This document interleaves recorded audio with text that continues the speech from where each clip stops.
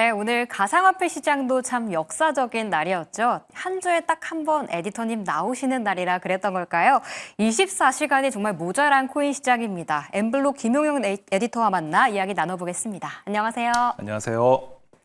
네, 오늘 비트코인 가격이 사상 처음으로 11만 2천 달러를 돌파했습니다. 가상화폐 시장에도 정말 활력이 막 돌고 있는 것 같은데 이번 주 분위기 어땠는지 한번 쫙 훑어주시죠. 네, 주간 비트코인 가격 동향을 살펴보도록 하겠습니다. 비트코인은 현재 원화로는 약 1억 5,240만 원을 지금 기록하고 있고요.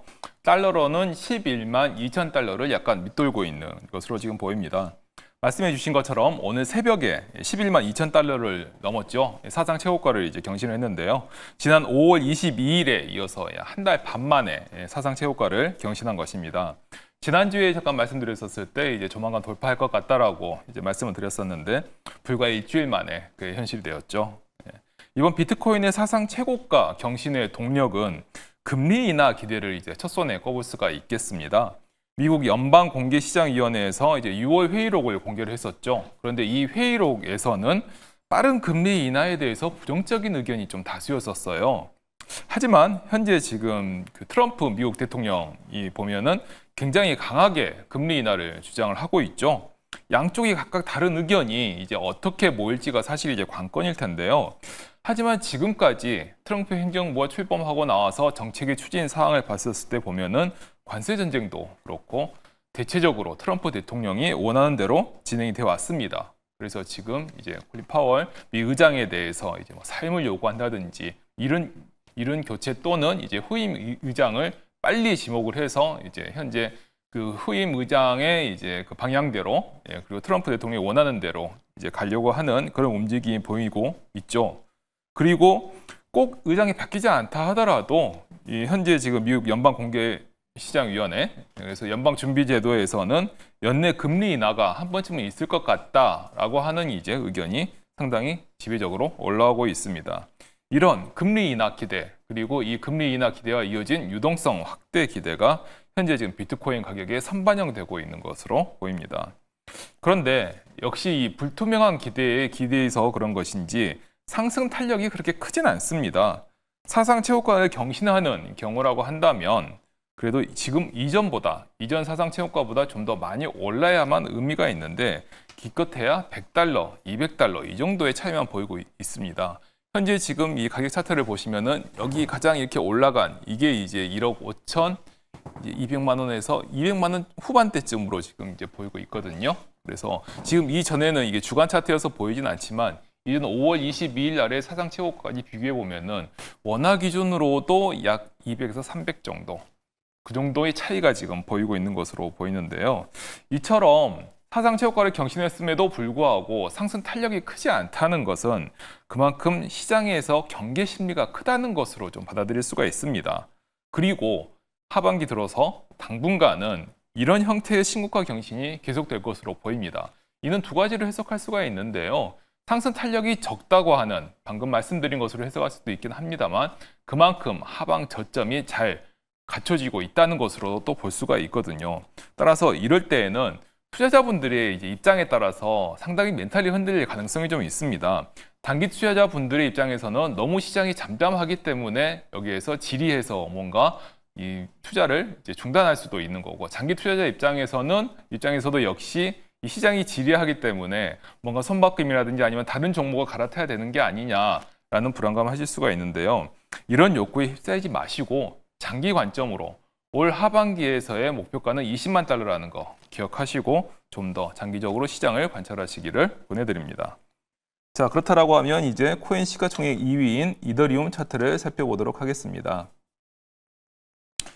이더리움 차트는 지금 보시면은 아까 봤었던 비트코인의 주간 가격 차트보다는 훨씬 더 지금 어제 오늘 기록한 고점의 차이가 훨씬 큽니다. 주초와 주 중반 지금 현재 이런 U자형 형태가 보면은 비트코인도 그렇고 이더리움도 그렇고 주간 차트에서 상당히 자주 관찰이 되는데요. 이때가 보면은 이제 주말입니다. 그래서 주말에 지금 약간의 약세를 보였다가 주중에 다시 회복해서 올라가는 이런 형태가 자주 관찰이 되고 있는데요. 주말에는 아무래도 기관 투자자들의 진입이 적기 때문에 거래량이 적습니다. 그리고 그 거래량이 적은 것이 아무래도 이렇게 좀 낮은 가격대로 지금 보여지는 것으로 관찰이 되고요. 그래서 주중에 이렇게 상승하는데 아까 봤던 비트코인보다는 훨씬 더 최근에 어제 오늘에 기록한 고점과의 차이가 큰 것을 확인할 수가 있습니다. 최근 기세가 좋다라고도 할 수가 있겠죠. 이처럼 이더리움이 좀 큰 상승폭을 보이는 것은 하반기에 스테이블 코인을 중심으로 한 새로운 디지털 금융에 대한 기대가 한몫하고 있는 것으로 보입니다. 최근 이제 가상자산 데이터 제공업체인 디파이 라마의 자료에 따르면은 현재 유통되고 있는 스테이블 코인의 거의 절반 가까이 약 49.7%가 이더리움에서 발행된 것으로 집계가 됐거든요. 곧 스테이블 코인의 활성화가 이더리움에 바로 수혜가 될 수 있다는 주장의 근거로 볼 수가 있겠습니다. 특히 그리고 이 같은 기대가 기관 투자자들의 매수를 유도하고 있는데요. 뒤에 살펴보겠습니다만 최근 들어서 이더리움 ETF의 유입 규모가 계속해서 늘어나고 있는 양상을 보이거든요. 이는 모두 이더리움에 긍정적으로 작용을 하고 비트코인뿐만이 아니라 하반기에는 이더리움도 투자 대상으로 한번 고려해 보셔도 좋겠습니다. 그리고 세 번째로는 이제 주간 ETF 자금 유출입 차트를 살펴보도록 하겠습니다. 현재 보시면은 이 여기에 있는 이 6개, 이게 이제 전주에 이제 ETF 자금 유출입 현황인데요. 지난주보다는 이제 비교를 해보시면 확실히 유출입 규모가 다소 줄었죠. 하루는 굉장히 큰 폭으로 기록했습니다만 전체적인 주중 평균으로 본다라고 하면 아무래도 이 유출입 규모가 조금 작은 것을 확인할 수가 있는데요. 하지만 이 3일날 굉장히 큰 규모의 유입을 기록했다는 것, 긍정적으로 좀 볼 수가 있겠고요. 하반기 시작이 꽤 좋다라고도 볼 수가 있겠습니다. 특히 또 한번 짚어봐야 할 것은 이번 주에도 역시 이 파란색으로 보여지는 이더리움 ETF의 유출입이 상당히 큰 수준을 기록했다는 것입니다. 기관 투자자들의 이더리움 ETF에 대한 관심이 여전히 크다는 것을 이제 볼 수가 있고요. 특히 전날인 9일에는 거의 비트코인 ETF만큼이나 이더리움 ETF를 통한 유입이 기록을 했습니다. 이런 매수 추세는 앞으로도 계속 지켜봐야 할 것입니다. 자, 그럼 마지막으로 가상자산 공포 및 탐욕 지수를 살펴보겠습니다. 오늘자 지수는 58입니다. 지난주에는 54였거든요. 전주 대비 약 4포인트가 올랐다고 볼 수가 있는데요. 비트코인이 사상 최고가를 한 달 반 만에 경신했음에도 불구하고 살짝 기대에 미치지 못하는 예상보다는 좀 더 낮은 숫자이죠. 이는 역시 다른 알트코인들이 비트코인에 비해 상승하지 못해서 이런 결과를 보인다고 볼 수가 있겠는데요. 하지만 여기에서 하단에 있는 이 거래량을 잠깐 살펴보신다라고 하면 이 거래량은 점점 상승하고 있음을 확인할 수가 있습니다. 거래량이 받쳐주는 상승세는 다른 종목, 다른 코인까지 확산될 가능성이 좀 있다고 볼 수 있거든요. 따라서 이제 이후에 큰 돌발 악재만 없다라고 한다면은 이 같은 거래량이 받쳐주는 상승세와 상승세를 감안을 할 때 점진적 우상향 기조가 보일 수도 있지 않을까라고 한번 생각을 해보셔도 좋겠습니다.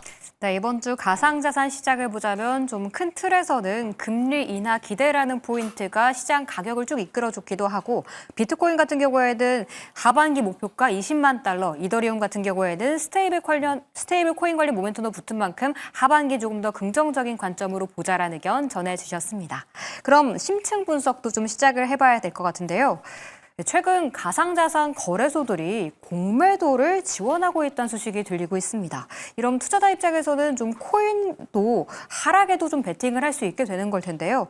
다양한 투자에는 좋지만 너무 위험한 거 아닌가라는 좀 걱정도 들거든요. 어떻게 보시는가요? 네, 말씀처럼 이제 하락에도 베팅할 수 있다라는 거는 이제 투자 수단이 굉장히 다양화됐다라고 볼 수도 있겠습니다만 역시 이로 인해서 여러 가지 투자를 함으로써 좀 더 위험 가능성이 높아졌다고 볼 수가 있겠습니다. 최근에 이제 가장 이렇게 코인 공매도 대여 서비스라고 할 수 있는데요. 이런 서비스를 가장 먼저 내놓은 곳은 이제 빗썸입니다. 빗썸은 국내 가상자산 거래소 2위의 점유율을 차지하고 있는 곳인데요. 하지만 1위인 이제 업비트도 최근에 이제 관련 서비스를 내놨죠. 근데 이걸 이제 이 시중에서는 공매도라고 이제 표현을 하는데 엄밀히 말하면 공매도라기보다는 거래소에 보유 중인 자산을 담보로 해서 이제 코인을 대여해주는 서비스라고 할 수 있습니다. 그러니까 정확하게 말하자면 이제 대여이죠. 금전이 아니기 때문에 대출이 아니라 대여라는 표현을 쓰고 있습니다. 각각 거래소마다 조금씩 다른데요. 업비트는 보유 자산의 최대 80%를 대여할 수가 있고요. 빗썸에서는 이제 조건에 따라서 담보 대비 최대 4배까지 이제 가상자산을 대여할 수 있다라고 밝히고 있는데요. 4배라고 한다면 상당히 큰 숫자죠. 이 4배를 이용해서 이제 이른바 레버리지.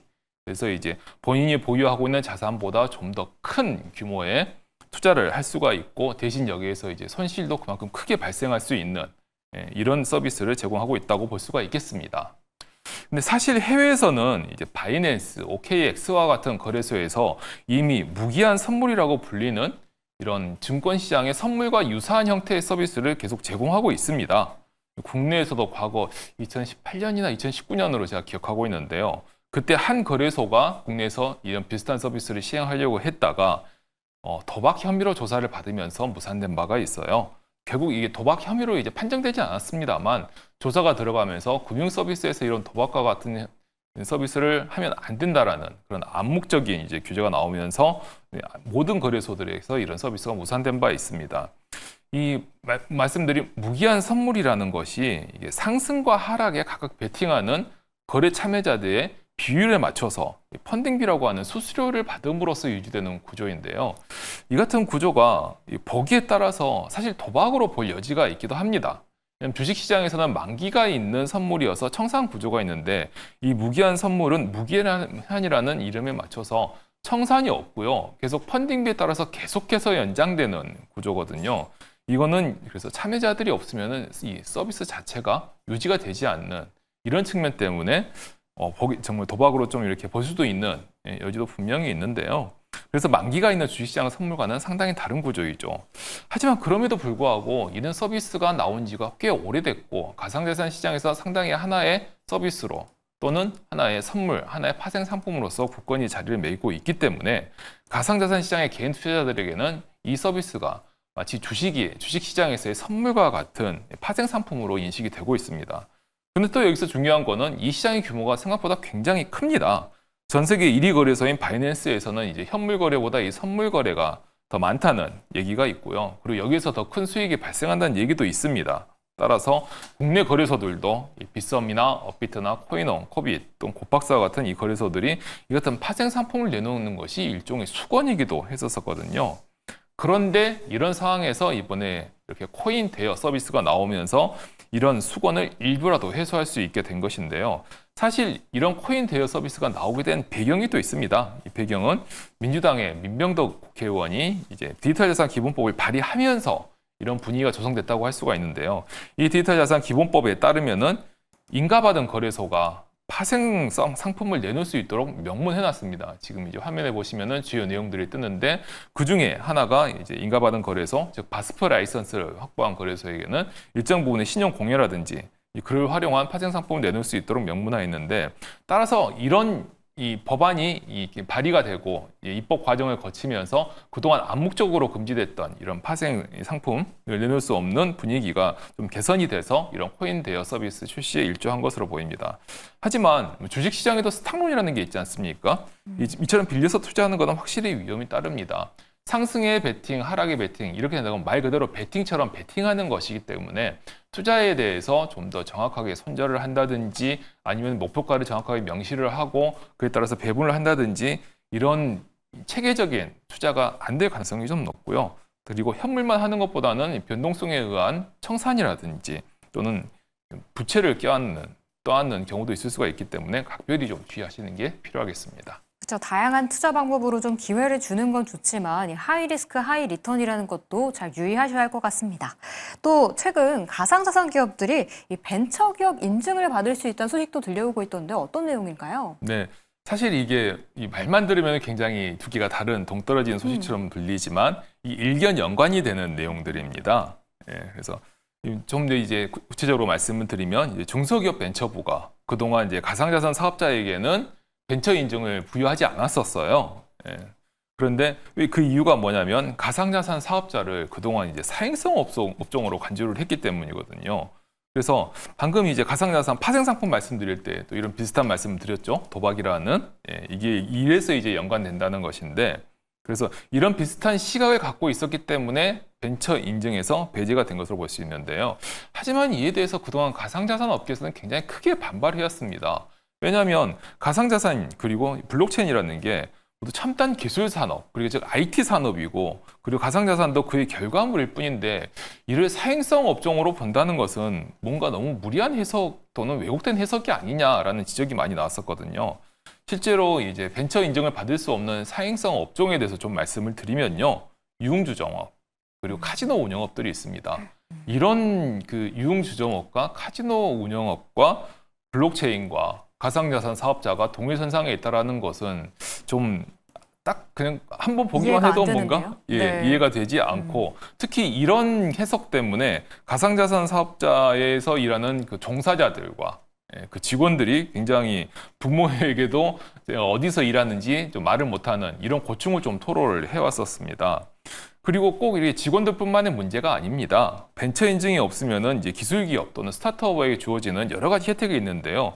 그 중에 이제 대표적인 게 소득세와 법인세 감면, 그리고 기술 보증 기금의 보증, 또 그리고 정부 연구개발 과제에 참여하는 것들이 있는데 이것들을 할 수가 없습니다. 그래서 지금까지 블록체인과 가상자산 기업들은 이걸 할 수 없었었죠.